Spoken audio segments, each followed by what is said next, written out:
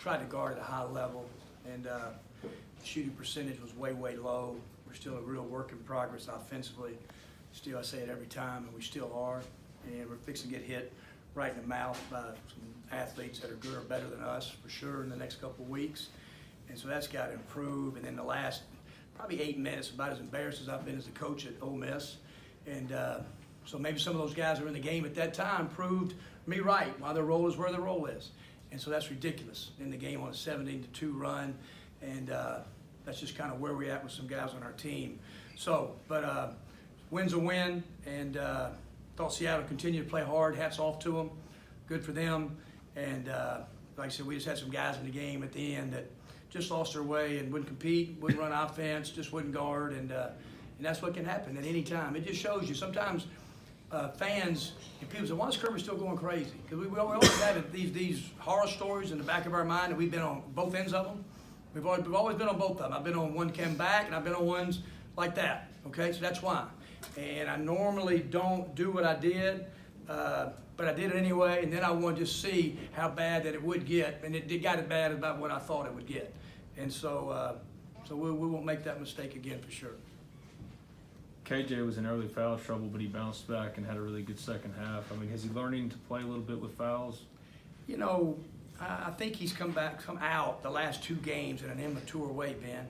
He's not thinking about defending. He's not thinking about rebounding, not playing smart, just picking up kind of cheap fouls. Guys rebounding over the top. Early in that game, we were doing a lot of switching, and he got switched on 23, and 23 just drove him right to the rim, so we had to sub him. And I did think the second half he played better. He got 8 rebounds, which was good, but he's had some really poor starts the last 2 games. As a team, you guys have kind of like 3 games in a row hasn't gotten off to the best start in the world. How much is that concerning you? It's just offensively. Defensively, we are. Yeah. I mean, good for us that we're whole. I told our team now about a month ago. We asked the player that whoever they bring in here to come in and talk. I said, I'm just telling you, man, get ready to try to win some games in the 50s and 60s because we don't execute offensively. The ball sticks. We don't cut and move. And no offense to the 4 teams we played, but it's fixing to really change in the next 2 weeks. And I said, so let's get ready. And we've done that. We've done it. And that's good for us that we're guarding and doing the things like that. But we just don't trust offense. I had a team do that in a long, long time. And so we'll go to work on it and just keep trying to get it better. What is it that you look for to kind of get out of that? Well, just cutting and moving. The ball goes side to side, and it just doesn't move. The ball sticks, and it doesn't move. And so we've got a lot of ball stoppers right now. And I don't say we have selfish guys, but the ball just doesn't move through everybody's hands. And if it does that, then we're going to really, really guard these next 2 weeks. What's the latest on Blake? I know you guys were maybe hoping to get some news this week. Yeah, he'll play against Memphis. Okay. Yeah, he's going to play against Memphis. We have to take off tomorrow because NCAA rules, and he'll work out on his own tomorrow. And then he'll be at practice on Thursday, Friday, and be available for the game. And we're going to play him on Saturday. Can you get a read on what kind of shape he's in? He's at the best weight he's ever been in his life. He's at 226, so his body looks great. I just don't think you can tell, Paris, until he goes up and down with our guys and gets hit. Fatigue, Keith can say it because he's playing. I mean, you can run, but when you start getting hit when you run, then the fatigue really sets in a little bit, So we're going to play him spot minutes, but it'll sure be good to have him out there. As far as offense and the ball sticking, having a guy like that, Blake, that you talked about can facilitate offense and knows how to keep the ball moving, is that one of the more exciting things about having him back? Yeah, it is. And his voice and his passion to play is really exciting for me, Ben. And I'll say step back a little bit. I mean, we missed some wide open shots early.